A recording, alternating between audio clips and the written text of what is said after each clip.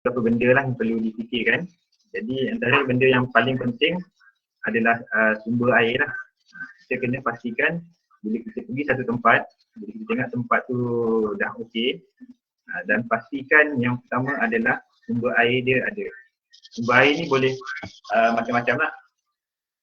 Sama ada sungai ataupun kolam tapungan pun boleh. Kemudian kalau tak ada sungai, kita boleh juga gunakan air bawah tanah. Ya. Dan kalau boleh, seboleh-bolehnya elakkan menggunakan air ni lah. Air yang terawat lah, maksudnya daripada pembekal lah, macam syabas dan sebagainya kan. Kita boleh gunakan air tertentu. Cumanya dia ada satunya dari segi kos kita lah. Kos penggunaan tu, bila kita buat ternakan ikan ni, memang penggunaan air memang sangat banyak. Jadi kalau kita guna air-air yang macam tu, jadi kat situ kita akan meningkatkan kos kita lah. Okay. Kemudian yang keduanya, bebas daripada pencemaran. Ini pun kita perlu lihat jugalah. Kalau kata ada sumber air kat situ macam sungai, dan kita kena pastikan sungai tersebut adalah bebas daripada sumber-sumber yang boleh menyebabkan air itu tercemar lah. Terutama di kawasan-kawasan industri kan, yang banyak kilang, yang itu kalau boleh perlu dielakkan lah. Ya. Jika nak juga buat di situ, kita kena cek dulu dia punya kualiti air dia macam mana kan. Kalau sesuai, baru boleh. Tapi sangat berisiko lah. Sebab dari semasa ke semasa kita tak tahu apa yang kilang tu akan keluarkan lah dan pergi ke sungai tu kan. Okay. Kemudian yang lain dekat dengan kemudahan asas. Dekat dengan kemudahan asas tu, kemudahan seperti api, elektrik, kemudian air tadi pun dia penting bila kita ni lah menyebabkan bila kita dah nak harvest nanti, nak proses kan. Kemudian mempunyai jalan asas. Jalan asas ni pun penting. Kadang-kadang kita dapat lokasi yang jauh ke dalam kan. Bila kita nak bebas daripada kawasan yang tercemar kan, yang menyebabkan selalu sungai-sungai kan. Yang ini selalunya kawasan-kawasan yang dalam lah kebiasaannya. Jadi walaupun dalam, tapi kena pastikan jalan tu dalam keadaan yang baik lah. Kemudian permukaan yang rata. Okay, ya, permukaan yang rata ni, yang ni untuk memudahkan kita lah dari segi untuk pengurusan kita nanti. Dan kalau kawasan bukit tu nanti bila kita nak set up kita punya kolam apa semua tu boleh, tapi dia susah lah berbanding dengan kawasan yang rata. Okay, ya. Yang dari segi pemilihan lokasi. Okay. Okay, yang ni dari segi panduan lah mengenai ketentuan kaedah ternakan kita. Jadi bila kita ada satu kawasan tu, kita tengoklah kawasan kita tu besar mana kan. Jadi yang ni saya bahagikan pada ni lah, kawasan yang kecil, dan kawasan yang luas dan juga di sungai lah. Ini antara pilihan-pilihan lah sebagai panduan. Okay, macam kawasan yang kecil, kita boleh menggunakan tangki lah. Kita boleh menggunakan tangki. Kemudian tangki sama ada fiber, tangki HDPE kan. Kemudian simen pun kita boleh gunakan dan juga canvas. Okay, untuk kawasan yang luas ni, kita boleh menggunakan kolam simen ataupun kolam tanah. Kolam tanah ni memang kebiasaannya dia memang akan menggunakan ruang yang sangat banyak lah. Kemudian untuk sungai, memang kebiasaannya adalah menggunakan sangkar. Okay, ini gambar ni menunjukkan dari segi untuk pembangunan kawasan, di mana kawasan yang asalnya memang rata, mungkin ada yang kawasan asal dia memang hutan kan. Jadi kawasan kita kena clearkan dulu, tolak semua pokok-pokok apa semua, dan kemudian baru kita akan kita kena plan lah dari segi layout dia, macam mana kita punya kedudukan kolam tu, dan baru kita akan buat binaan kolam.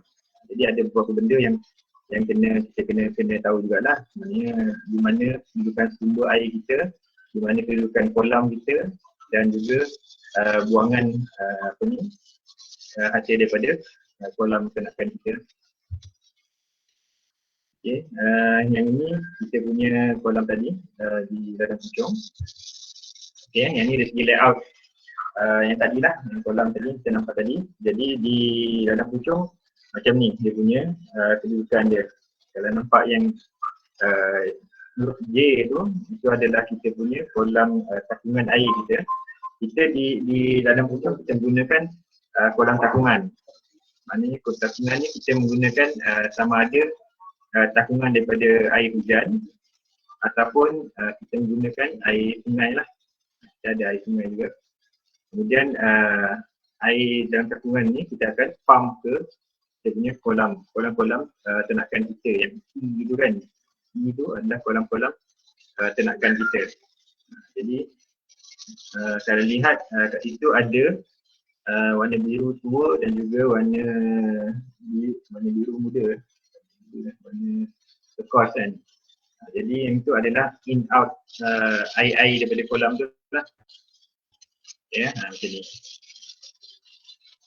Selalu okey kan. Tapi anak panah tu menunjukkan ni lah pergerakan air tu lah, air masuk dan juga air keluar. Dia asal daripada kolam takungan tu dan dia akhirnya dia akan keluar di sungai lah last. Dia akan keluarkan di sungai.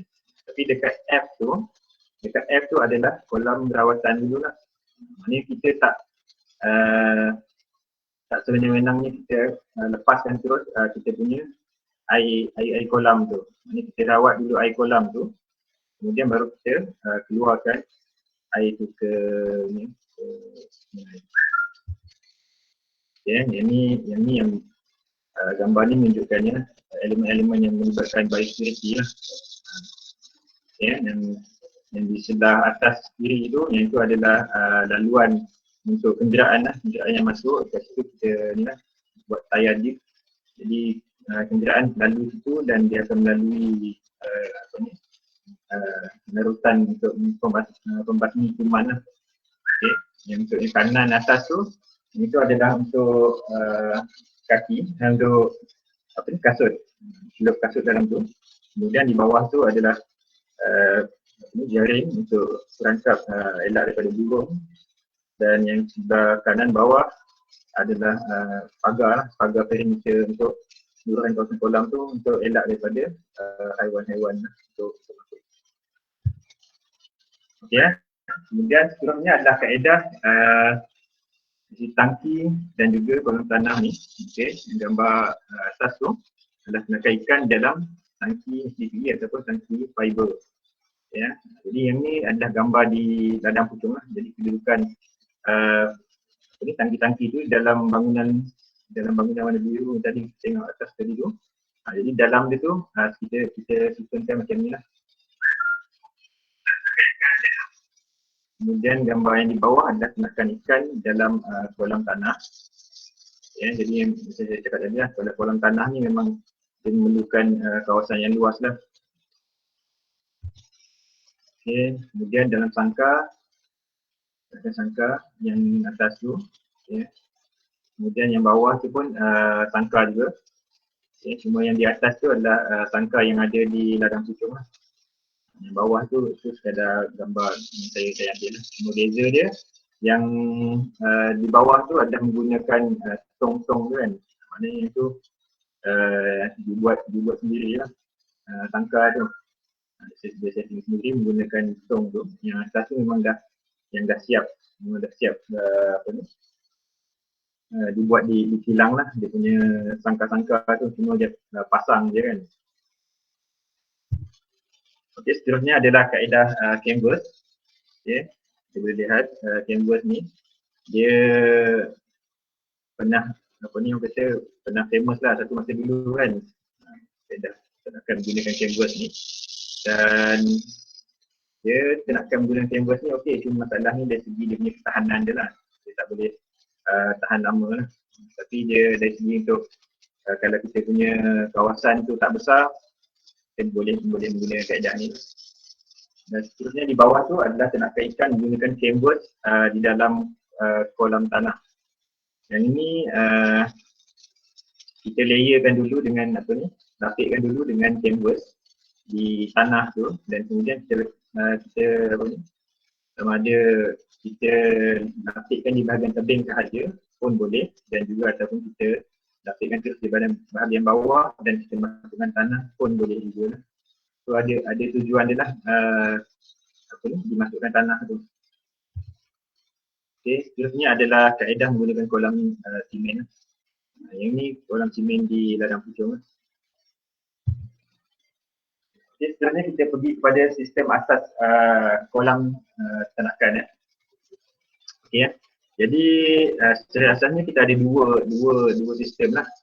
Yang pertama ni adalah sistem slurry. Okay, sistem slurry ni seperti yang kolam di dalam pucung. Okay, di mana dalam sistem ni kita ada kolam takungan, kemudian kolam ternakan dan juga kolam rawatan seterusnya ke sungai. Okay, jadi kalau kita boleh lihat kat sini dekat daripada kolam takungan tu ke kolam ternakan, setiap kolam tu ada saluran untuk air masuk. Okey, dan setiap kolam tu juga ada saluran untuk air keluar. Okay. Jadi yang sistem ini adalah sistem yang baru lah. Okay. Bukanlah sangat baru, tapi maksudnya sistem ini memang diminta untuk digunakan oleh pengusaha lah. Maksudnya dekat sini dari segi kelebihan menggunakan sistem ni, maknanya setiap kolam ternakan tu, bila ada satu kolam tu terkena satu penyakit, kolam yang lain dari segi possibility untuk kena tu adalah sangat kurang lah, ya, berbanding dengan sistem yang lagi satu lah. Yang kedua, ya, yang ini sistem lama punya, okay. Sistem lama, sistem berdiri ni. Yang ini setiap kolam adalah kolam ternakan dan juga kolam takungan. Maknanya setiap kolam ni kita bela ikan, dan juga air daripada kolam-kolam ternakan ni juga dia berpindah dari satu kolam lah untuk sebagai sumber air kan. Jadi kat sini bila ada satu kolam tu ada penyakit, jadi kolam-kolam lain juga memang sangat berisiko untuk terkena penyakit jugalah. Jadi kaedah ni memang, sistem ni memang kita Jabatan Perikanan memang tak bagi guna dah lah. Ya. Dia boleh guna, bukan tak boleh guna, tapi dari segi risiko tu memang sangat bahaya lah, terutama pengusaha yang berskala besar lah. Jadi apa dua risiko yang ada, kita cuba untuk elakkan lah supaya nanti tak rugi kan. Okey, kemudian dari segi binaan kolam tanah. Dari segi binaan kolam tanah,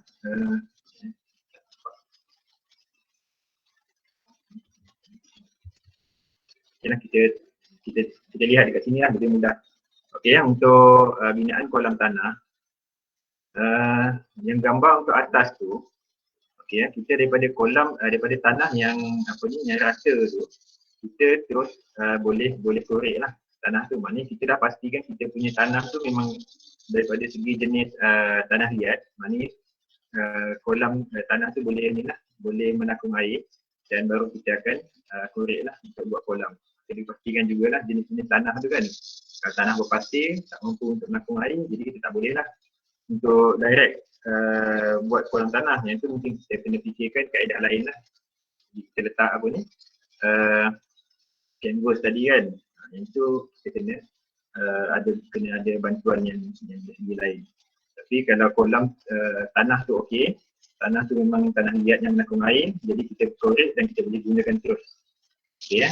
Dan kalau boleh lihat dekat kolam tu juga, dari segi tebing dia tu memang kita buat sudut lebih kurang 45 lah, 45 darjah.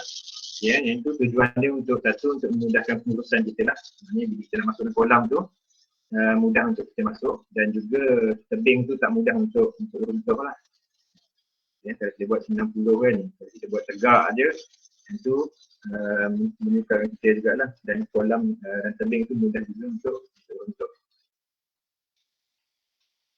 untuk yang di bawah tu, untuk yang di bawah, kalau perasan kita boleh tengok tebing tu dinaikkan ke atas kan. Permukaan bawah tu flat, kemudian tanah tu diangkat ke atas untuk membentuk tebing lah. Yang ni pun boleh jugalah kaedah macam ni. Okey, yang ni antara pilihan ikan yang apa ni kita biasa ternak lah, ataupun ikan-ikan yang ada di Malaysia lah kan. Okay. Jadi mungkin ada yang tak pernah dengar juga kan ikan ni. Sebab ada ikan-ikan ni memang dia banyak di kawasan sungai Pahang dan sebagainya kan. Seperti apa ni, ikan temoleh kan, ikan tengah, ikan kelah. Ini ikan-ikan yang susah nak dapat lah. Tapi ikan-ikan ni sebenarnya ikan-ikan yang memang sangat sedap lah sebenarnya. Cuma dia tak komersial sangat lah. Tapi kalau ada, memang harga dia sangat mahal lah. Ya, jadi ikan-ikan yang biasa kita ternak, yang saya cakap tadi, ikan keli, patin dan juga tilapia lah. Jadi yang ini dari segi pemilihan jenis ikan ni, jadi bila kita nak ternak ikan, kita kena lihat jugalah kenapa kita pilih satu jenis ikan tu kan. Jadi kalau macam kita di dalam putung, kita dari segi pemilihan ikan keli, patin dan juga tilapia ni, satunya dari segi permintaan lah, dari segi permintaan. Jadi apa yang pelanggan banyak minta adalah jenis-jenis ikan-ikan yang ni lah, ikan tilapia dan juga ikan patin. Ya, jadi bila kita ada permintaan, jadi baru kita akan pilih ikan tu untuk kita ternak lah. Kalau tak ada permintaan, jangan cuba-cubalah. Ya, kecuali kita memang dah tahu ikan tu di mana kita nak pasarkan. Ya. Dan juga kalau macam ikan keli tu, dari segi ikan keli dan juga ikan patin tu, dari segi pemilihan ikan keli, patin dan juga tilapia lah, memang dari segi orang kata untuk menternak tu agak mudah lah sebenarnya.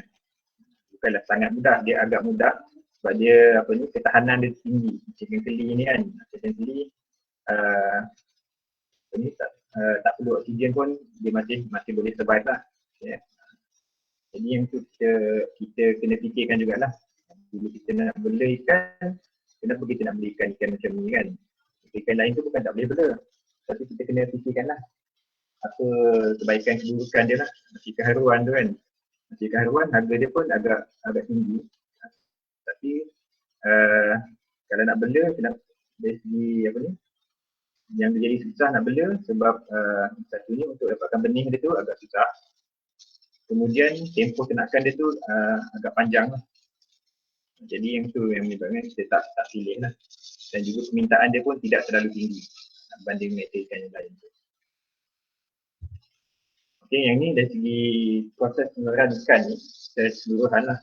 Maknanya bila kita nak bela ikan tu, ni kita dah kena tahu daripada segi penyediaan kolam hinggalah ke penuraian hasil tu. Proses ni kita memang kena master lah, kena tahu kan macam mana dari segi penyediaan kolam, nak terima benih macam mana, kita nak masukkan benih ke dalam kolam macam mana, pemberian makanan macam mana, kita nak buat sampling, nak buat pengaturan saiz dan juga pemutaran lah, sampai ke penuraian hasil. Jadi semua elemen-elemen ni memang kita kena kuasai supaya bila kita nak bela tu nanti kita tak ada masalah lah. Bila ada satu benda jadi, kita tahu macam mana nak handle kan. Okay. Saya rasa untuk slide ni cukup setakat ni dulu.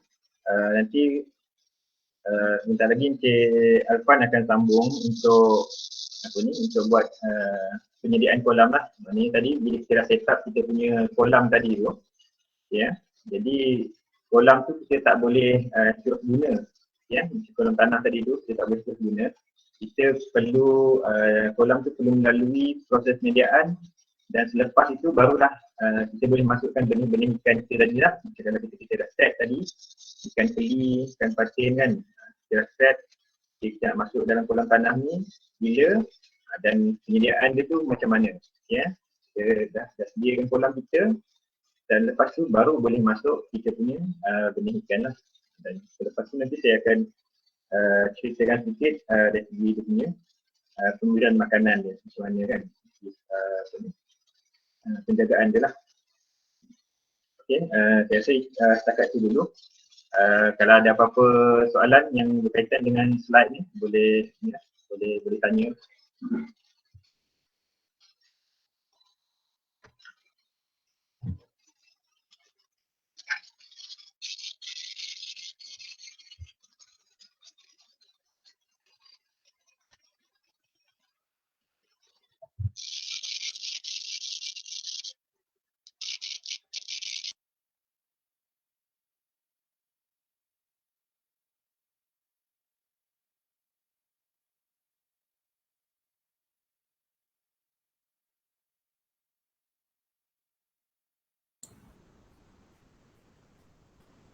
Mungkin buat masa ni pelajar tak ada soalan lagi kot Encik Azizul. Mungkin lepas ni ada soalan-soalan lagi. Nak cover ni.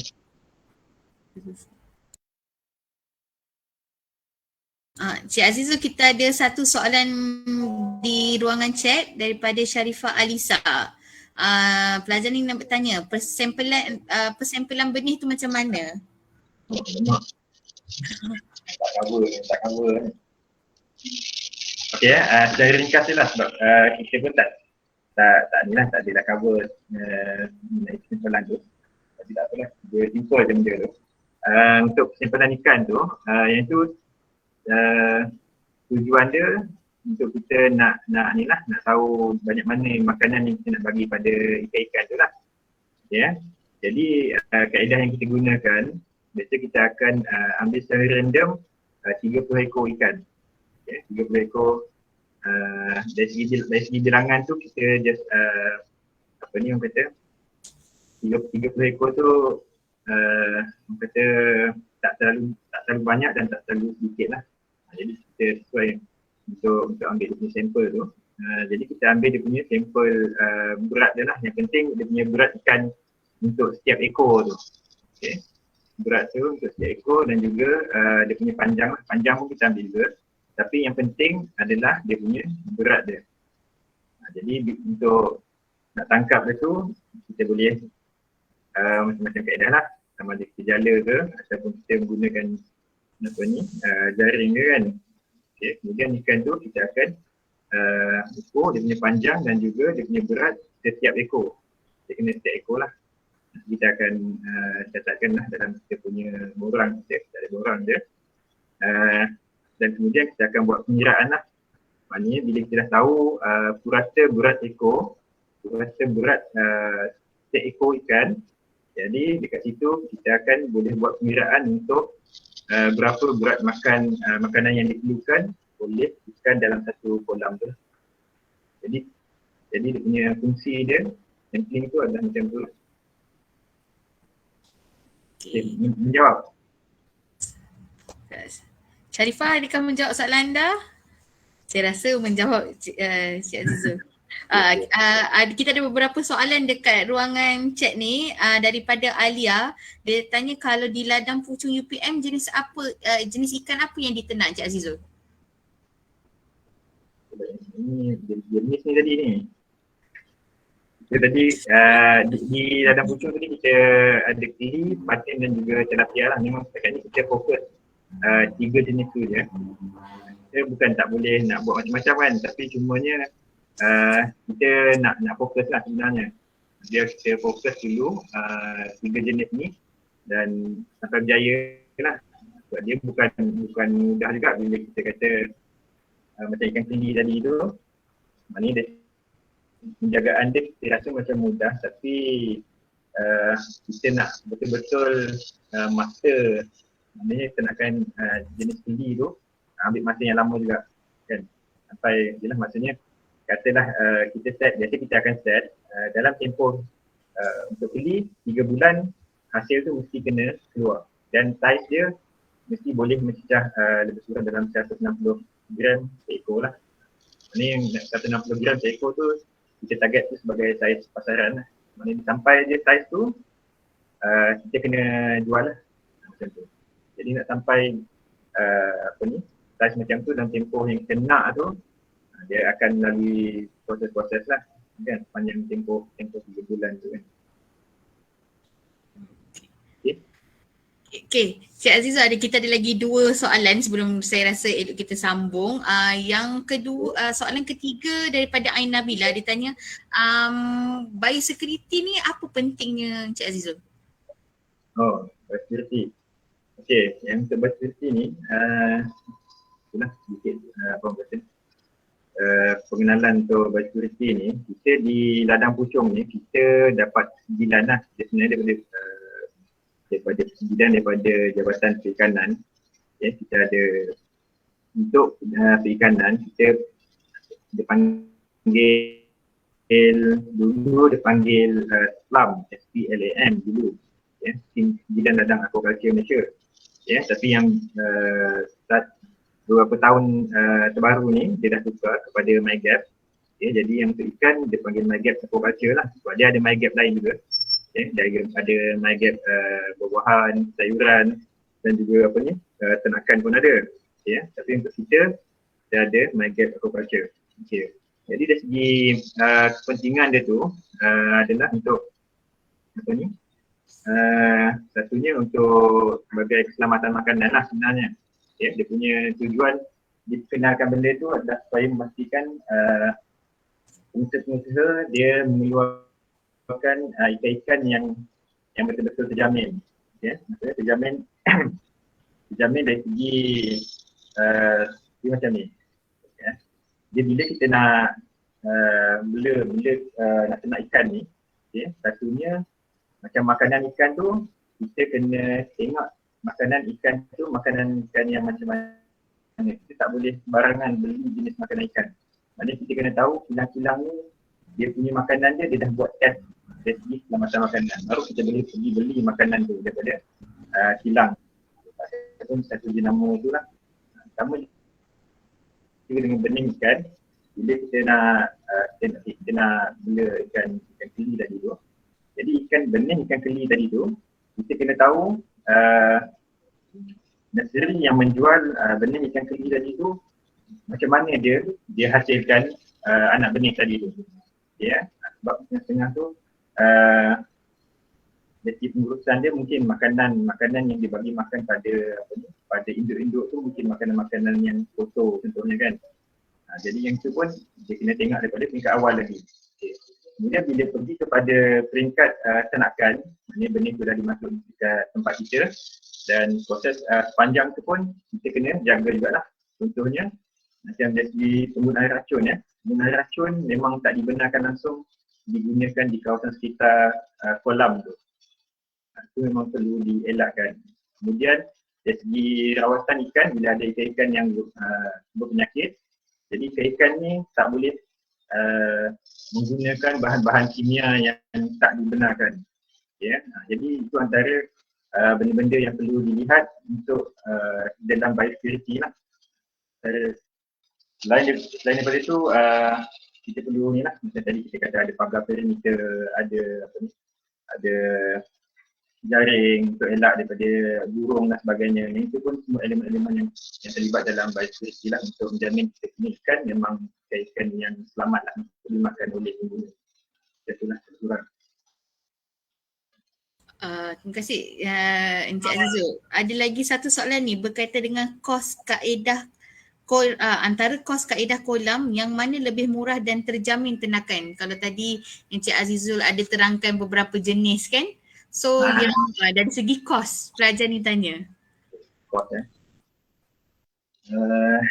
dari segi kos tu saya tak pernah buat secara detail lah. Tapi secara pandangan saya lebih kepada kolam tanah lah. Dia cost effective lah. Maksudnya sebab macam tangki tu mungkin kita boleh kata dia agak murah juga. Tapi dari segi penggunaan dia tak sama nak dibandingkan dengan kolam tanah lah. Kolam tanah ni memang dia kita boleh guna lama lah. Cuma mesti ada, bila ada satu tempoh tu kita kena buat maintenance juga, tapi maintenance dia tak terlalu tinggi lah. Maknanya bila kita buat satu maintenance tu pun dia akan ambil masa lama lagi untuk maintenance yang seterusnya lah. Jadi dari segi kos, nilai saya tak boleh nak bagi, tapi dari segi apa orang kata cara perbandingan asas dia macam tu lah. Saya rasa kan kolam tanah lah lebih baik. Itu dari segi itu. Kemudian kita boleh lihat juga dari segi macam tempoh tenakan pun kolam tanah lebih ni lah, lebih cepat lagi lah dari segi tenakan dia, dan juga penjagaan dia lebih mudah jika nak dibandingkan dengan tangki tadi. Tangki memang penjagaan lebih rumit sikit lah sebab air mudah kotor lah. Kalau kolam tanah ni dia ekosistem semua jadi dalam tu kan, jadi kat situ lebih mudah lah penjagaan dan ikan lebih cepat membesar.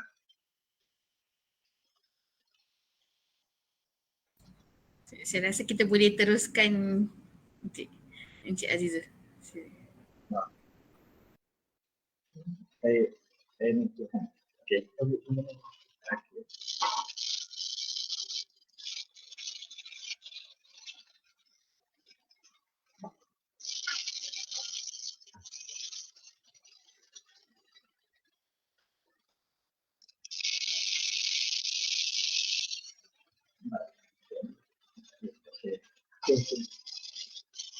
Boleh kena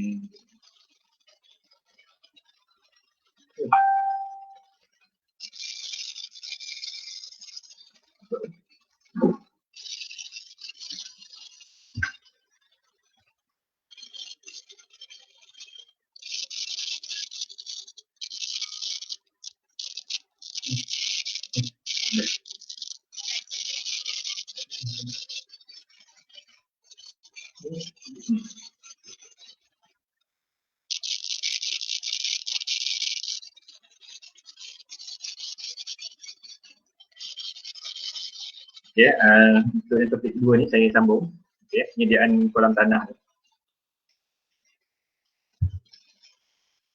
Okay, tadi lepas daripada kita dah kita dah buat binaan kolam tanah apa semua tu. Jadi sebelum kita nak ternak kita punya ikan, jadi kita kena sediakan kita punya kolam tanah kita tu. Okay, kolam tanah ni dia lain sikit lah.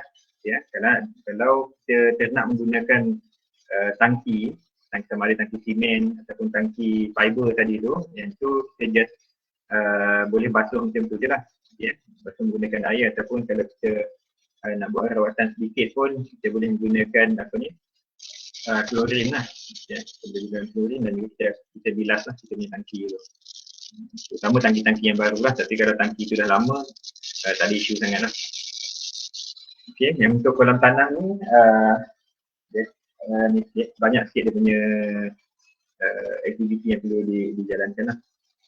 Okey, penyediaan kolam dijalankan sama ada pada kolam baru ataupun kolam sedia ada. Ya. Kemudian bagi kolam sedia ada, aktiviti ini dijalankan selepas penuaian hasil ikan ataupun sebelum memasukkan benih baru lah. Okay.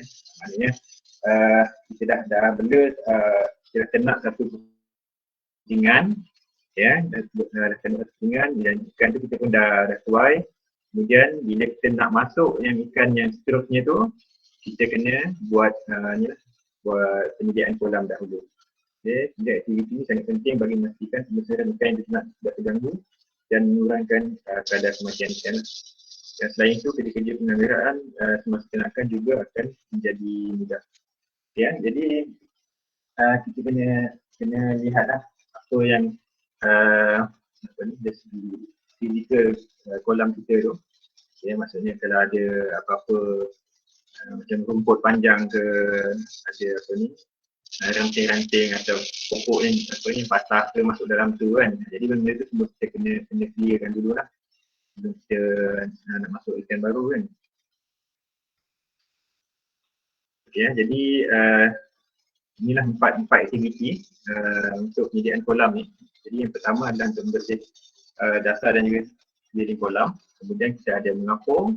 Ketiga kita akan meracun dan keempat kita akan membaja kolam kita. Jadi kita pergi satu-satu. Yang pertama untuk membersih kolam kita ni. Okay, kebiasaannya selepas ikan dituai, kolam akan dibiarkan kering. Okay. Dalam proses ini terdapat juga kolam yang tidak kering dan ditumbuhi gempai. Gempai dan apa juga benda seperti batu, ranting perlu dibuang sebelum benih baru dimasukkan. Ini adalah untuk memudahkan kerja-kerja penyelenggaraan semasa ternak ikan. Okay, jadi bila kita dalam semasa kita ternak ikan tu, kita dah masukkan kita punya benih, ya. Jadi kita akan ada beberapa aktiviti lain juga, ya. Macam sampling tadi kan. Jadi bila kita buat sampling tadi, kita akan antaranya kita akan menggunakan jala kan. Jadi bila kita menggunakan jala, kalau ada ranting-ranting apa dahan-dahan dalam tu, batu, jadi benda-benda semua akan mengganggu kita punya kerja lah. Jadi maknanya bila kita tembak kita punya jala tu, jadi ikan tu mungkin kita tak dapat kan. Jadi benda macam tu, jadi kita kena pastikan kita punya dasar kolam kita tu, sekeliling kawasan tebing kolam kita tu memang kena sedia lah. Okay, ini penting kan. Okay, selain tu perlu diperhatikan juga keadaan fizikal kolam, tebing, dasar kolam. Okay. Jadi yang ni kita kena tengok, terutama kolam-kolam yang dah lama lah. Kalau kolam-kolam yang baru biasa dia punya tebing ni masih cantik lagi lah. Tadi kita tengok 45 darjah kan. Jadi yang ni bila kolam-kolam lama, dia semakin lama tebingnya tu akan rosak, terutamanya bila kita ternak ikan keli lah. Ikan keli ni dia memang jenis dia apa ni, dia suka korek kolam, korek tebing kolam tu lah. Jadi lama-lama daripada 45 darjah tebing tu, lama-lama dia akan jadi 90 kan, ataupun lama-lama makin ke dalam tebing tu dan dia boleh runtuh. Jadi yang tu kena tengok juga lah. Kalau kata tebing tu dah tak okey, jadi kita kena betulkan balik. Betulkan balik tu kalau sikit bolehlah guna cangkul kan. Tapi kalau keseluruhan tebing tu memang dah tak okey, jadi yang tu kita kena gunakan bentol lain lah. BO dan sebagainya lah. Okay. Kemudian dasar kolam juga perlu dibersihkan jika mendapat atau lumpur terlalu tebal. Okay. Jadi yang kolam yang ideal memang dia punya dasar dia tu sepatutnya memang kita kena keluarkan dia punya lumpur dia tu. Okay. Sebab dia bila kita dah ternak ikan 45 pusingan kan, jadi lama-lama akan ada lumpur pada bahagian dasar lah. Jadi lumpur ni dia sedikit sebanyak dia mengganggu juga lah bila kita nak tuai ikan nanti, bila last nanti kita nak tuai ikan, jadi ikan tu kita susah sikit lah nak dapat, jadi sedikit mengganggu lah. Kemudian lumpur-lumpur ni juga sebenarnya boleh berisiko untuk penyakit juga lah. Jadi yang idealnya memang lumpur-lumpur ni perlu dikeluarkan lah. Ya, sama ada dikeluarkan melalui kaedah senduran ataupun menggunakan kaedah tadi, menggunakan filter kan. Okay. Jadi mendapan ni tadi adalah campuran tanah dan jenis makanan yang boleh menyebabkan penyakit lah. Okay. Jadi memang sangat digalakkan lah untuk dikeluarkan. Kenapa saya kata sangat digalakkan, macam tak wajib dia bunyi dia kan. Ya, jadi yang ni sebab dia melibatkan kos jugalah. Jadi kita lihat juga pada jenis ternakan kita juga. Kalau kata macam keli tu, dari segi kebolehan dia untuk survive tu adalah tinggi. Jadi lumpur ni tidak terlalu masalah lah. Tapi dia akan setengah jenis ikan-ikan lain yang apa ni, yang dia tak agresif macam keli ni, yang tu dia boleh ni lah. Maknanya kalau ada penyakit-penyakit bawaan air ni, dia boleh ni lah, boleh trigger lah. Pada lumpur tu dia ada macam-macam penyakit, cuma dari segi orang kata dia aktif tak aktif lah. Ya, maknanya bila dia trigger dengan satu perkara tu, jadi yang tu yang boleh menyebabkan ni lah, penyakit pada ikan. Okey, kemudian yang last tu periksa juga sama ada kolam bocor ataupun tidak. Yang ni pun kita kena check jugalah. Yang ni kita check pun kita dah boleh tahu lah, maknanya masa kita ternak kolam ternak ikan pada pusingan yang sebelum tu, maknanya kita tahulah, kita boleh tengok air tu dia punya paras dia tu sama ataupun dia setiap hari turun. Kalau turun sedikit tak ada masalah sangat, tapi ini kita nampak dia jelas lah, dia punya turun dia tu sekali turun banyak kan. Jadi yang tu kita kena aware lah. Jadi kalau bocor memang untuk ternakan yang seterusnya tu memang kita kena perbaiki dulu. Ya, ni antara aktiviti lah untuk membersihkan kolam dan juga kolam ni kan, macam rumput tu memang kena clear dulu rumput tu semua, ya, baru boleh kita nak buat untuk apa ni aktiviti lain dalam bidang kolam, ya. Okay, mengapur. Okay. Kemudian kita akan mengapur lah, maknanya bila kita punya kolam tadi dah clear, okay, kita akan pergi untuk mengapur. Jadi tujuan pengapurannya adalah untuk meninggikan pH air kolam lah. Jadi bila kita ternak kita punya ikan tadi tu, jadi dia akan sedikit sebanyak dari segi pH dia tu akan turun lah sebenarnya. Jadi yang ni kita boleh juga check kita punya pH tu menggunakan ni lah, pH meter kan, kita boleh check juga. Okay, untuk tentukan sama ada pH kita tu okey atau tak okey lah, tanah tu kan. Okay, jadi tujuan mengapur ni adalah untuk mengelakkan penyakit, mengukuhkan dasar kolam, meninggikan kesuburan kolam dan cepatkan proses pemendapan. Okay. Jadi ni antara contoh lah gambar sebelah tu, hydrated line, dan juga macam-macam jenis kapur lah. Okay. Jadi yang di bawah tu dari segi penggunaan kapur tu lah, pH air tu, kita lihat pH air berapa dan kita tengok keluasan kolam kita tu berapa dan kita akan ni lah kira dan masukkan kapur tu. Okay, ini jenis-jenis kapur lah. Ada macam-macam jenis kapur, tapi tak ada masalah, semua boleh guna lah. Cumanya dia ada setengah-setengah tu ada masa-masanya kita kena mengapur masa ni lah, masa ikan tu ada dalam kolam. Tapi tu selalu jarang berlaku lah. Ya, tapi kebanyakan masa memang kita buat pengapuran adalah semasa ikan tak ada lah. Sebelum benih ikan dimasukkan dalam kolam, dia akan kapur dahulu kolam tu. Okay, ini jenis-jenis kolam saja. Okay, yang ni dari segi aktiviti dia lah. Okay, jadi kita kena taburkan di seluruh kawasan kolam tu, di tebing dan juga di dasar dia. Okay. Okay, kemudian yang ketiga adalah racun. Racun ni kita menggunakan racun organik.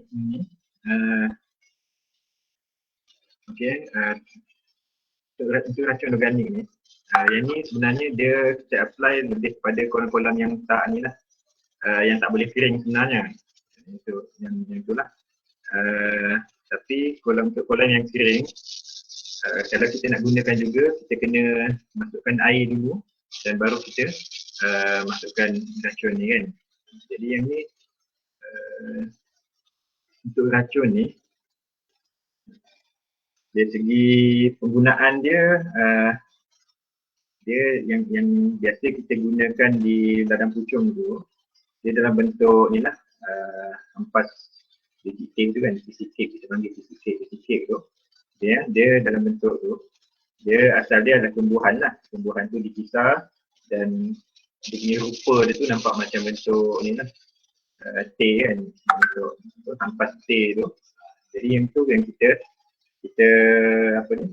rendam dan kita masukkan dalam kolam tu. Okay.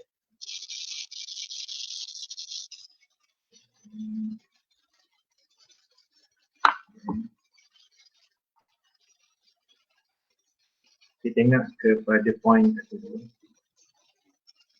Okey, yang point 5 tu, yang tu adalah dia punya kadar dia 100 hingga 250 kg per hektar. Okay, yang tu dia punya kadar dia. Jadi mana kita kena tahulah kita punya kolam tu luasan dia berapa dan kita buat calculation lah untuk dapatkan berapa banyak kita punya kadar yang perlu digunakan. Okay, ya. Itu sekiranya timbul masalah ikan liar masuk ke kolam udang. Okay, ya. Dia ada dua pendapat lah. Okay, dua pendapat. Satunya penggunaan titik cape ni, satunya dia kebiasaannya digunakan di kolam udang, ya, kebiasaannya di kolam udang, di mana dikatakan kesan racun daripada titik cape tu bila kena pada ikan yang berinsang lah, ya, bila kena pada ikan yang berinsang boleh menyebabkan ni lah kematian pada ikan tu. Maknanya bila kita apply dalam kolam udang, kita nak udang je, tapi ada ikan-ikan, jadi ikan tu bila kena pada titik tu dia akan mati lah. Dia bukan kena pada hampas, maknanya pada serbuk tu, dia kena pada dia punya bahan dia tu lah,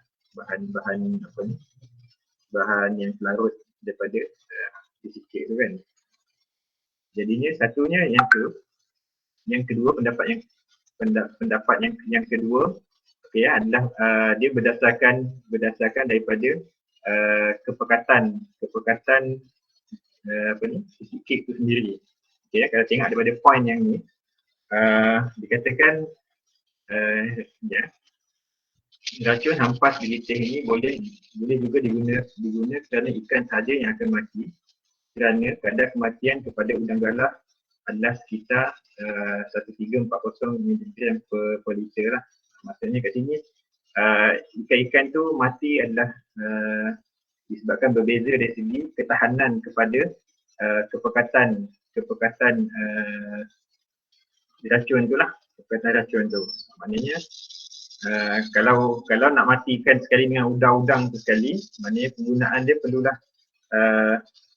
perlulah sehingga ke 1340 tu baru ikan pun mati dan juga udang pun mati kan. Tapi kalau kita nak matikan ikan sahaja, maknanya kita kena gunakan kurang daripada itulah 1340 tu, maknanya udang survive tapi ikan sahaja yang matilah. Ini berdasarkan kepada kepekatan. Okay, yang pendapat tadi adalah berdasarkan kepada yang berinsang dan juga tak berinsang lah. Ya. Okey, kemudian setelah sehari digunakan, kebanyakan racun organik akan hilang bisa. Ya, maksudnya dari segi dia punya ni lah. Keaktifan dia tu tak lama lah.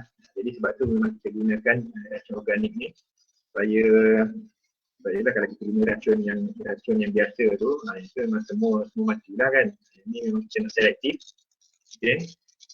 Ataupun bila kita selektif untuk yang ternakan udang tadi. Tapi kalau untuk yang kita nak matikan ikan sahaja tadi, yang tu kita nak racun tu tak lama berada di dalam kolam tu. Tak aktif dia tu, keaktifan dia tu tak lama. Kan? Maksudnya bila dah sehari 2 hari dia dah tak ada racun lah. Ni bila kita masukkan ikan nanti dah selamat lah kita. Okay, jadi yang ni rupa dia lah. Akan nampak serbuk kan, serbuk tu kita bancuh dulu, nampak buih dia tu, dan kemudian baru kita akan masukkan dalam kita punya kolam. Okay, yang keempat adalah membaja lah, aktiviti kita membaja. Okay, jadi bila kita dah mengapur, lepas tu kemudian kita dah letak titik cape yang tu ikan-ikan yang sebelum tu semua dah mati, jadi kita tak nak tu. Okey, kemudian baru kita membaja untuk kita nak suburkan kita punya kolam lah. Okey, jadi membaja ni boleh kita gunakan baja organik, baja tak organik pun boleh, baja kimia kan. Dua-dua ni pun boleh lah. Jadi yang ni baik untuk ni lah, kita nak membanyakkan kita punya plankton lah di dalam kolam tu. Bila masuk benih ikan nanti, Jadi yang tu yang membantu kepada apa orang kata, pembesaran kepada kita punya anak benih ikan kita. Jadi yang tu yang membezakan juga ternakan ikan dalam kolam tanah dan juga di dalam tangki lah. Jadi dalam tangki tak ada proses yang macam ni. Jadi yang tu yang menyebabkan ikan di dalam kolam tanah dia lebih cepat membesar lah. Semakin subur kita punya kolam, semakin cepat lah dari segi pembesaran kita punya ikan. Macam ni lah kita buat macam ni. Kita letakkan kita punya baja di dalam jaring dan kita bunjutkan macam tu lah supaya kita nak dia punya ni je apa orang kata dia punya zat daripada baja tu yang masuk ke dalam kita punya air lah. Kita tak nak dia punya bahan lain sekali tu. Sebab nanti bukan apa dia dalam penggunaan baja organik ni dia akan mengusturkan kita punya kolam. Okay, itu saja untuk penyediaan kolam. Kalau ada apa-apa nak tanya berkaitan penyediaan kolam ni, mungkin ada penyampaian yang kurang baik tadi.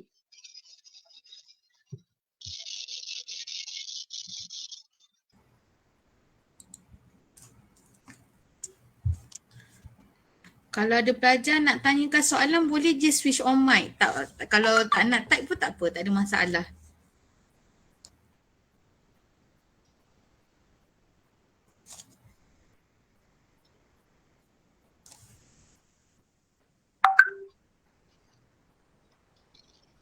Mungkin tak ada lagi soalan buat masa ni kot, Encik Aziza. Okay. Jadi yang untuk seterusnya mengenai pemakanan lah. Hari ni kita akan cover 3 sahaja. Okay, termasuk pemakanan ikan. Jadi yang ni staff Encik Alfan akan sambung lah untuk slide yang ketiga ni.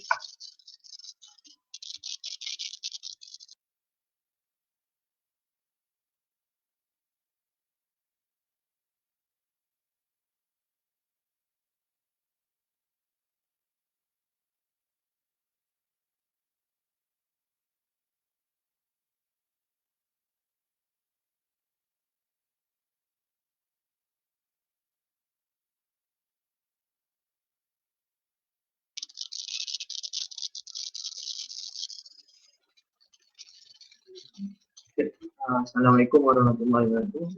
Saya Cik Alfan Jayat dari saya akan menceritakan skop pemakanan ikan lah yang seterusnya. Okey.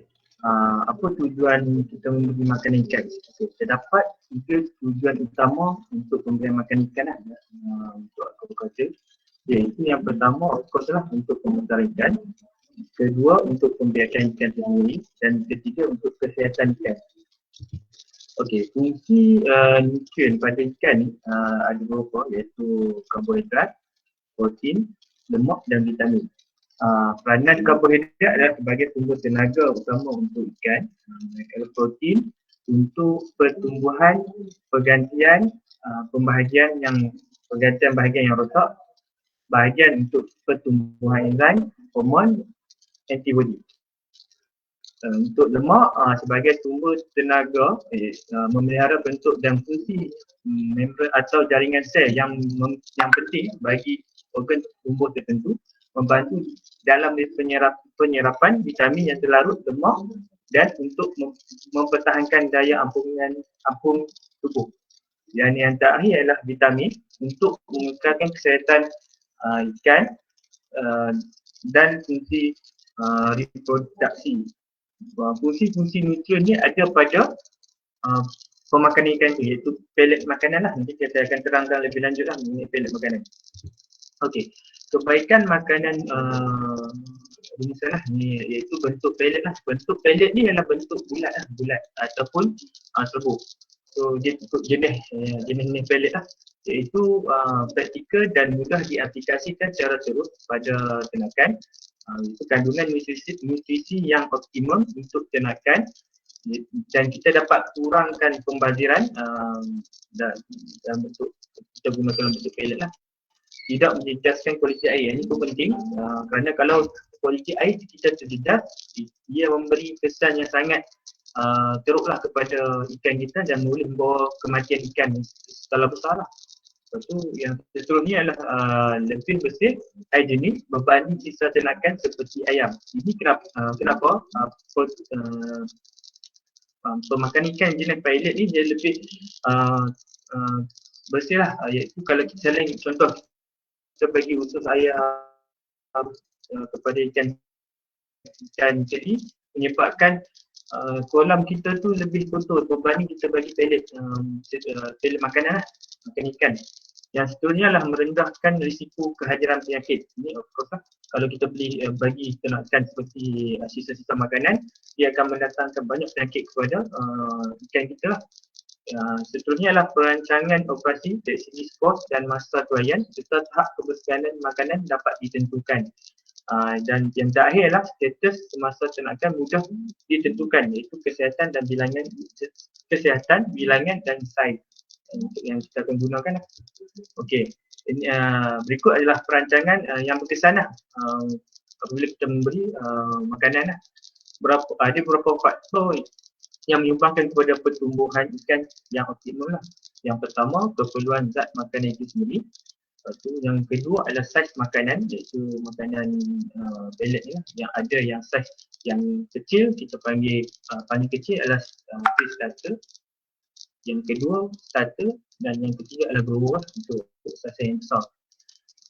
Waktu dan tempat pemberian makanan. Waktu pun penting yang menyumbang kepada pertumbuhan ikan. Sebab kalau waktu yang kita bagi tak bersesuaian, ikan tak akan makan makanan yang kita berikan tu. Lepas tu kemudian nisbah pertukaran makanan iaitu FCR dan kadar pemberian makanan. Yang kadar pemberian makanan ni dia terlibat dalam persempelan yang mana tadi sebelum ni Cik Aizul ada maklumkan persempelan ikan. Jadi pada dalam sempelan ikan tu kita dapat tentukan kadar pemberian ikan dalam satu kolam. Contoh dalam 1000 ekor ikan dalam satu kolam, berapa banyak kadar pemberian ikan kita akan bagi, 1 kilo, 2 kilo, 3 kilo berdasarkan persempelan yang kita buat lah, iaitu macam Cik Aizul maklumkan tadi 30 ekor ikan lah dalam satu kolam kan, so kita akan kira. So seterusnya lah penyelarasan semasa kadar pemberian ikan dan kekerapan pemberian ikan tu kita tengok 2 atau 3 kali, nanti seksyennya kita akan bincang lebih detail. Dan teknik pemberian makanan ikan, ada beberapa teknik lah yang saya akan teruskan dengan ni. Okey, ini adalah tabiat menjadi pemakanan ikan lah, iaitu dikategori kepada 4 kategori utama lah. Yang pertama herbivore, iaitu kap rumput dan lampau yang makan banyak tumbuhan.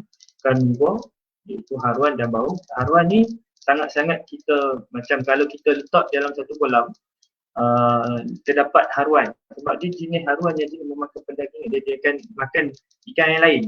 Contoh anak ikan tilapia dalam kolam kita letak 20,000 ikan tilapia dan didapati ada haruan dalam ikan tersebut, dalam kolam tersebut, akan menyebabkan kita kerugian dari segi jumlah yang kita letakkan. Contoh 20,000 akan berkurangkan.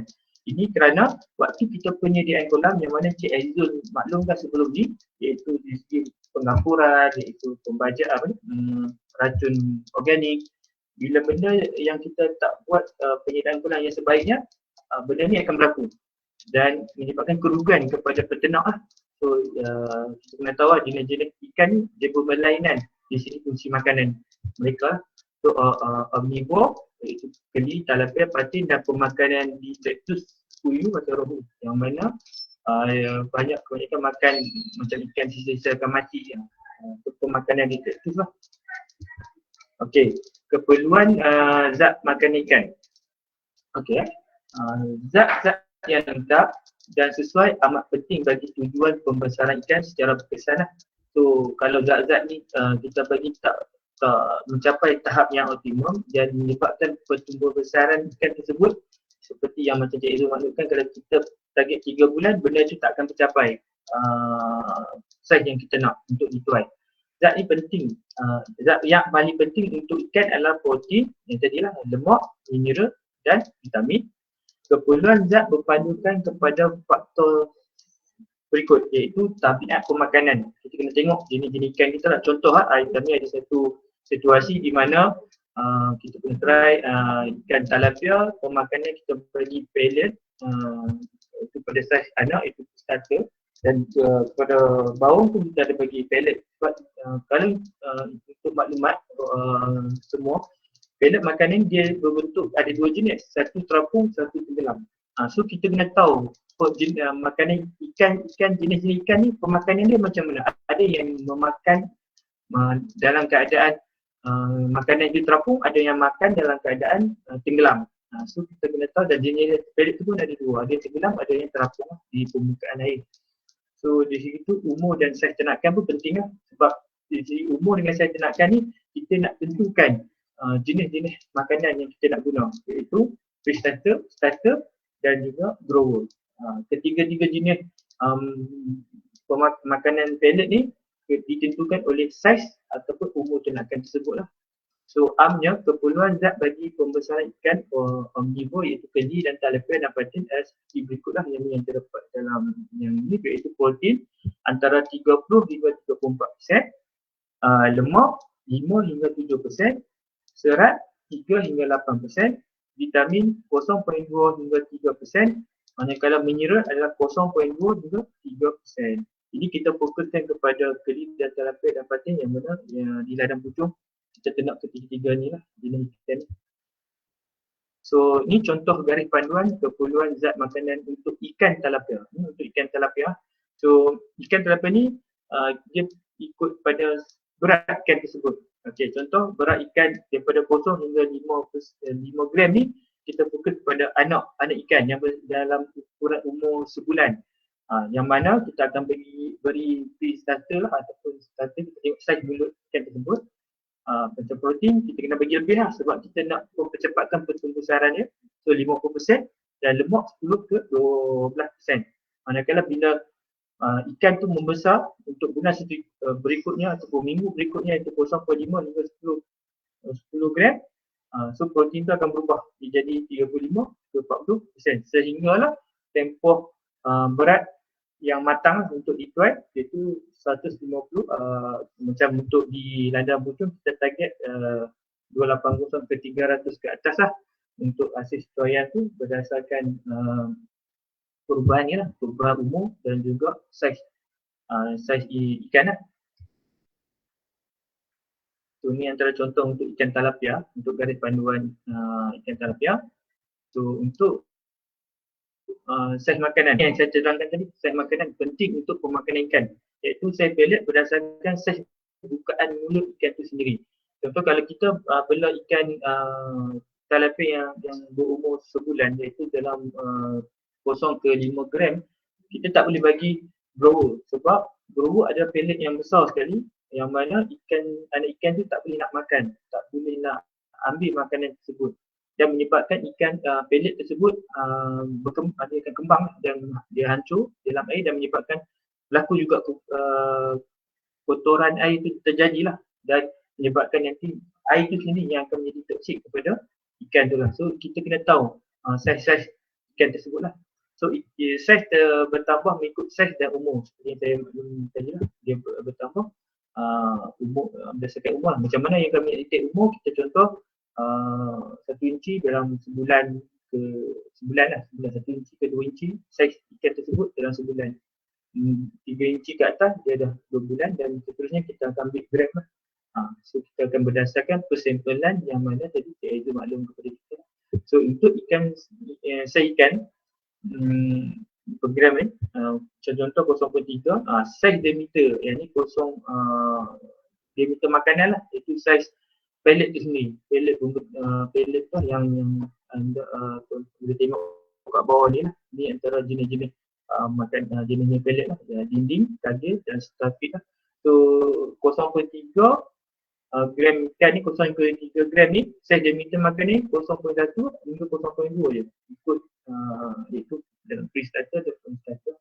So 3 ke 10 gram, so dia akan berubah saiz diameter pellet tu ke 0.2 ke hingga 0.5, 10 hingga 25 gram, dan saiz diameter tu akan naik dari 0.5 hingga 1.0 mm, dan seterusnya juga hingga 100 gram ke atas. So kalau yang paling besar kita akan guna grower. Okey, ni pula adalah cara ataupun masa dan tempat untuk kita memberi makan ikan.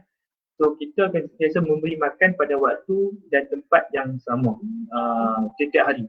Ya, sebab ikan akan makan setiap hari. Kita tak boleh nak cut off. Hari ni kita bagi, esok kita tak bagi. Kita kena bagi tiap-tiap hari. Seperti kita juga makan tiap hari kan. Macam itulah lebih kurang. So ikan dapat dilatih untuk makan pada waktu dan tempat yang sama. Jadi setiap hari, sorry ni berulang ni. So waktu terbaik antara jam 9 pagi hingga 6 petang lah. Daripada 29 tu kita bagi contoh untuk pemberian makanan ni kita boleh buat 3 kali sehari. So kita akan pilih lah daripada P9 ke 6 tu, contoh P9 waktu yang pertama yang pukul 1-2 macam tu kita akan bagi kali kedua, P5 ke 6 kita bagi kali yang ketiga. So dia ada 3 kali untuk pemberian makanan. Selang jarak antara waktu pemberian makanan adalah 4 atau 5 jam. Ini terpulang. Kita boleh buat berdasarkan kita lah. Kalau nak bagi 8 pagi pun kita boleh nak bagi untuk 8 pagi. Tapi jangan bagi malam. Malam tak sesuai. Ataupun lambat tu gelap. So sebab kenapa kita nak pastikan ikan tu sentiasa mengisi perut dia lah dengan makanan dan bila makanan cukup pertumbuhan besaran tak terbantu. Ikan tu tak akan terbantu. So kadang-kadang kita ada short makanan menyebabkan ikan tu akan terbantu apabila kita bagi dia tak besar-besar pun sebab kita ganggu pertumbuhan besaran dia. Tempat terbaik pemberian makan adalah di kawasan air masuk ataupun oksigen tinggi, DO. Tempat oksigen tinggi iaitu seperti berdekatan dengan paddle wheel.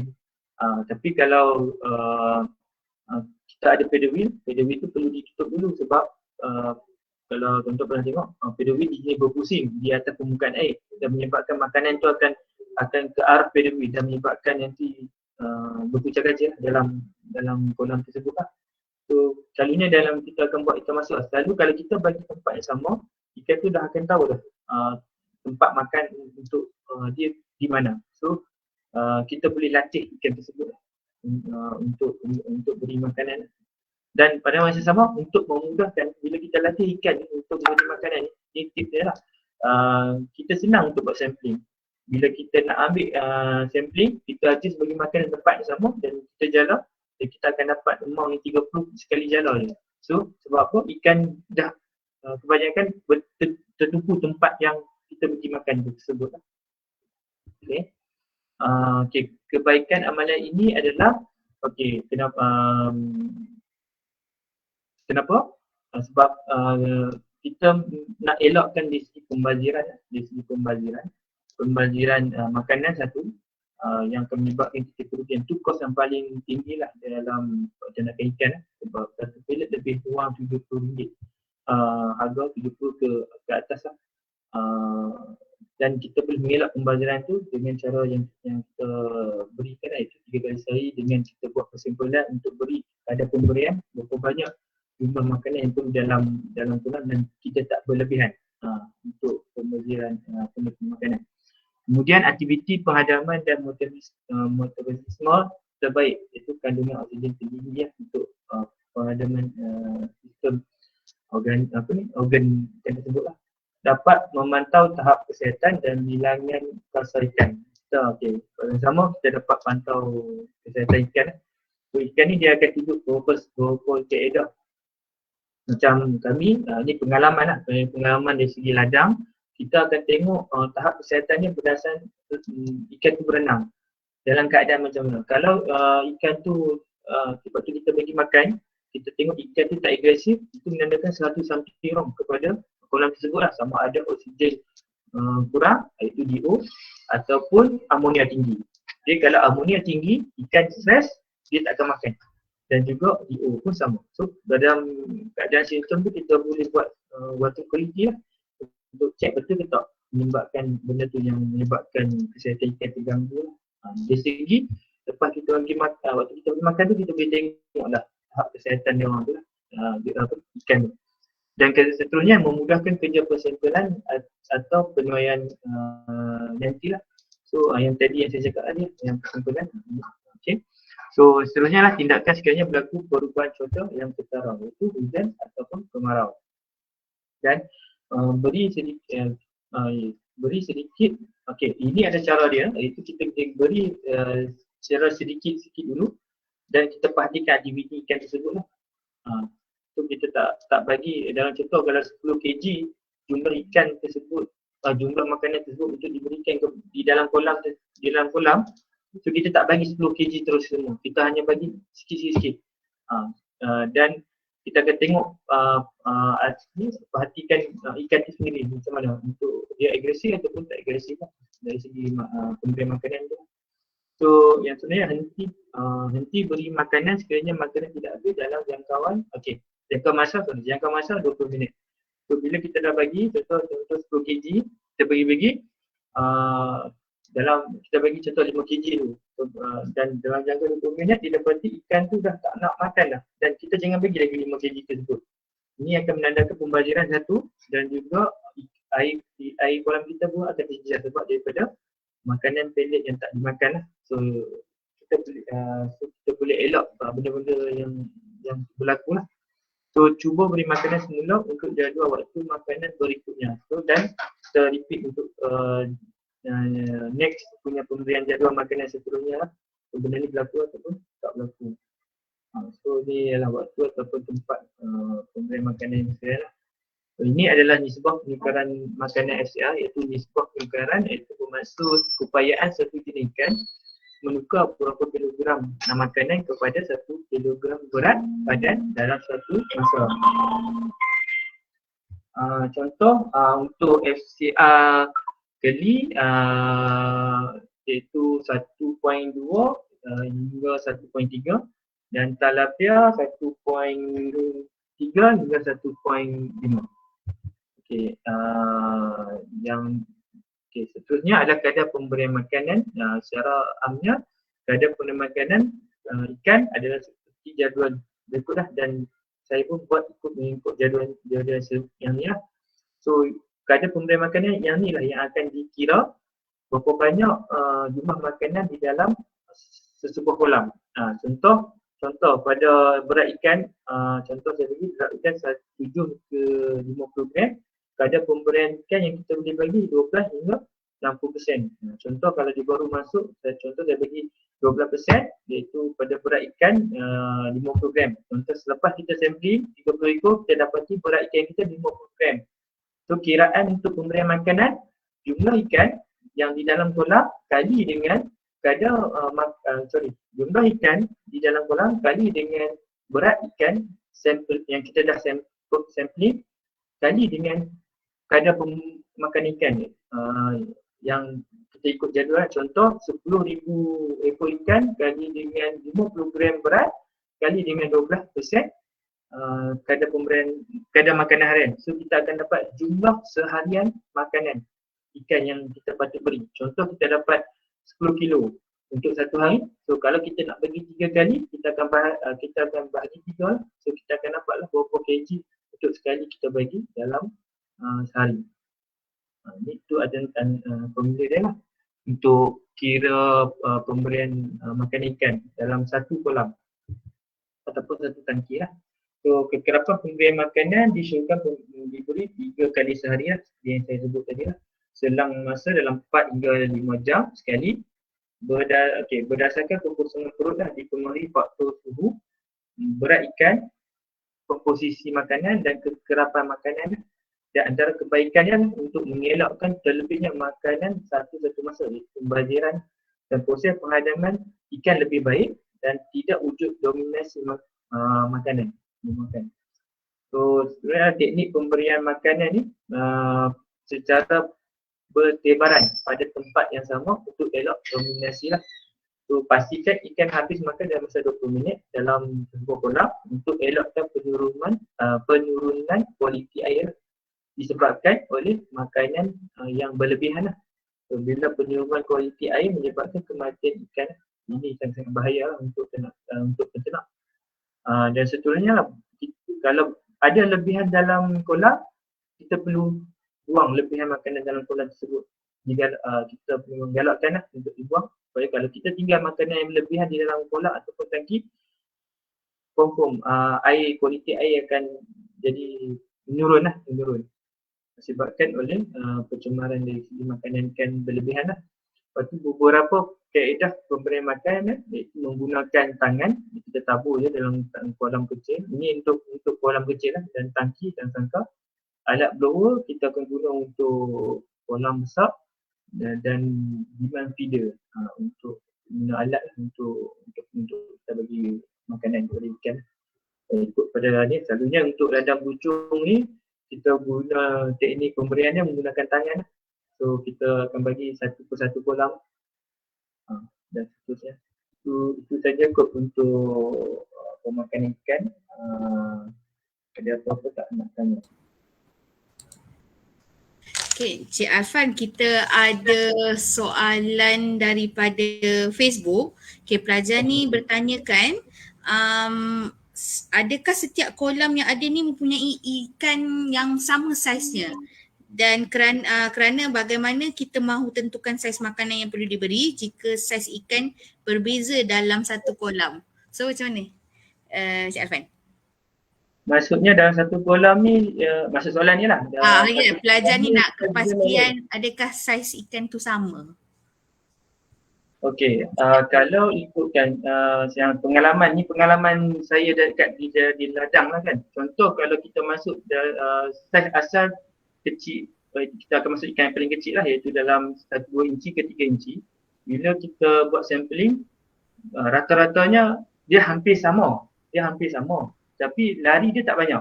Contoh kalau waktu sampling tu kita ada 150 gram, dia tak akan pergi seekor tu pergi ke 3 kilo. Tak ada.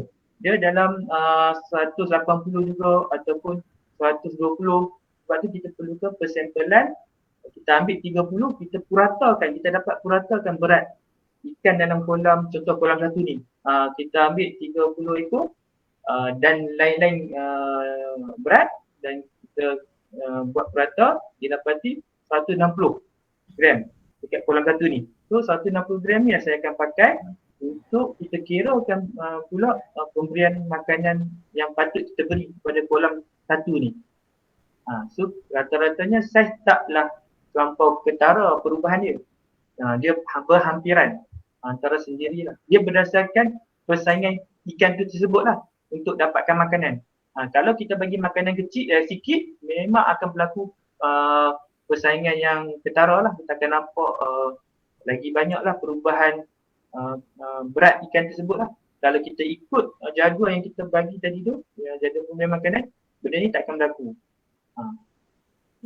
Selalunya Encik Arfan, kalau kita ambil sampel 30 ekor tu, selalunya dalam satu kolam tu ada berapa ribu ekor ikan sebenarnya? Kalau kita ambil sampel dah 30 ekor tu. Kadang dalam satu kolam tu ada 2,000, ada 5,000, 20,000 ada. Kita ambil 30 ekor. Okay. Jadi memang kita selalu kita menganggap 30 ekor ni mencukupi lah untuk secara lah. Okay, alright. Okay, kita ada soalan juga daripada pelajar Lily Ting di chat. Dia kata, mengapakah semakin berat ikan semakin kurang kadar pemberian makanan?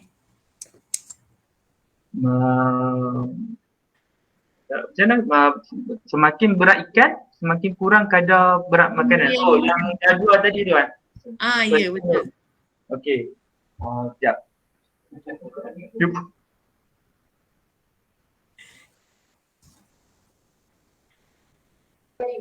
Okay, just stop sharing.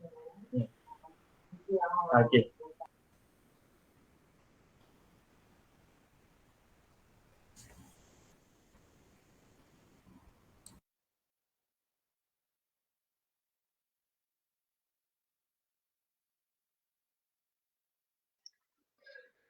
Okay. Tadi yang berkaitan dengan persen makanan kekurangan tadi kan. Okay, dia itulah kalau nak menjawab dari segi apa ni, Encik Arfan kata nak secara ilmiah tu, kita pun tak adalah terlalu pandai kan. Cumanya kalau kita nak nak mengambil konsep macam kita lah, macam manusia kan. Kalau kita nak bandingkan dari segi keperluan keperluan pemakanan lah. Maknanya keperluan pemakanan antara kanak-kanak, remaja dan juga orang dewasa lah. Dari segi keperluan pemakanan, bila kita semakin dewasa, dari segi percentage kita makan tu pun semakin berkurangan lah. Jadi kita boleh nampak dia punya perbandingan antara contoh yang saya bagi tadi lah, makanan kita, manusia dan ikan pun sama juga, dia benda yang sama juga. Jadi keperluan pemakanan lah untuk maknanya semasa di peringkat kecil tu sehingga ke peringkat juvenile tu, dewasa, remaja tu, dia memang dari segi keperluan pemakanan dia memang sangat banyak lah. Masa tu dari segi dia punya pertumbuhan dia, memang kita nak boost dia punya pertumbuhan yang cepat lah dekat situ.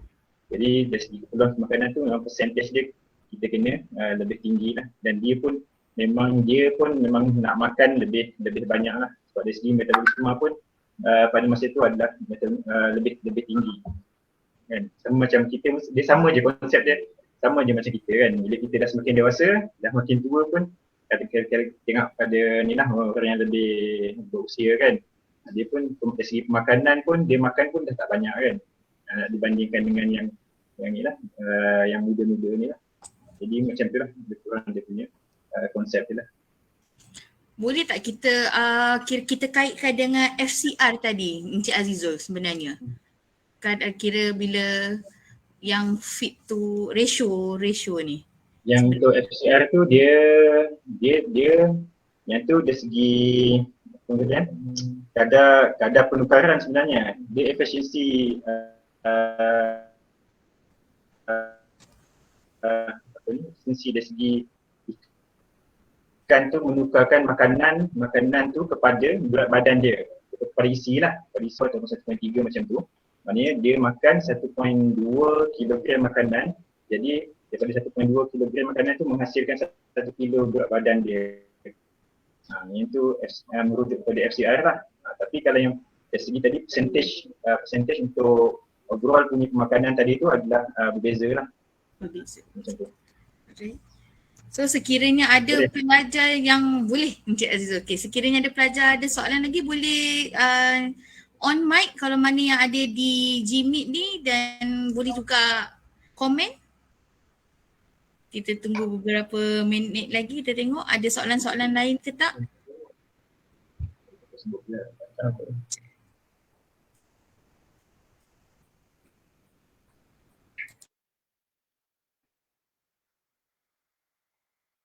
Satu. Boleh saya tambah sikit lagi tak yang berkaitan dengan tadi tu? Boleh Cik Azizul, boleh silakan. Ya, itulah biasa saya tengok balik soalan tu kan. Okey yang tadi tu cuma tambahan sedikit lagi tu, bila saya tengok soalan tu dia kata mengapa semakin berat ikan semakin kurang kadar pemberian tu kan. Itulah, cuma jangan silap lah, dari segi kadar dia tu percentage tu je kurang. Tapi overall bila kita kalikan dengan berat badan ikan tu dah semakin besar. Ikan tu dah semakin besar, dah berat dah. Bila kita kalikan dengan percentage tu, bilangan kuantiti makanan harian dia tu sebenarnya memang semakin banyak. Cuma dia tak adalah, dia kurang dari segi percentage je. Tapi kuantiti dia memang sentiasa naik je. Sajalah tambahan. Okey. Ada soalan lain daripada pelajar? Alright, rasanya okey, di Facebook juga buat masa ni tak ada soalan lain. Okey, sekiranya tiada soalan lain, mungkin kita boleh tutup sesi kita pada hari ini. Saya ingin mengucapkan ribuan terima kasih saya ingin sampaikanlah kepada Encik Muhammad Noor Azizul Akbaruddin, Pegawai Pertanian PPP, dan juga Encik Ahmad Arfan Hidayat Ahmad Khalili, iaitu penolong pegawai pertanian di Pusat Pertanian Putra, atas perkongsian yang diberikan hari ini. So sekiranya mungkin pelajar selepas ini ada soalan dan sebagainya boleh juga berikan di Facebook dan saya boleh forwardkan lah, kami boleh majukan soalan tersebut kepada pihak Pusat Pertanian Putra. Sekali lagi saya ucapkan terima kasih Encik Azizul dan Encik Alfan. Okay. Dan untuk pelajar asasi yang mengikuti siaran live hari ini, pastikan anda merekodkan kehadiran. Untuk kuliah-kuliah yang mempunyai password, sila rujuk di bahagian komen ataupun di chat kuliah-kuliah password untuk kehadiran hari ini.